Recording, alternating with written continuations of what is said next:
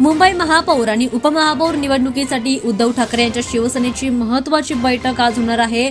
मातोश्रीवर ही महत्वाची बैठक पार पडणार आहे। दरम्यान शिवसेना ठाकरे गटाकडून महापौर आणि उपमहापौर पदासाठी उमेदवार देण्याची शक्यता वर्तवली जाते। असा महत्वाचा निर्णय सध्या या बैठकीमध्ये होणार असल्याची शक्यता दिसून येते। आज उद्धव ठाकरे यांच्या नेतृत्वाखाली पक्षाच्या वरिष्ठ नगरसेवकांसह बैठक बोलावण्यात आली आहे। मातोश्रीवर ही बैठक बोलावण्यात आली आहे, जिथे महापौर आणि उपमहापौर पदासाठी निवडणूक लढवावी की नाही यावर चर्चा केली जाणार असल्याचं म्हटलं जात आहे। या बैठकीला माजी महापौर किशोरी पेडणेकर आणि पक्षातील इतर नेते देखील उपस्थित राहणार आहेत।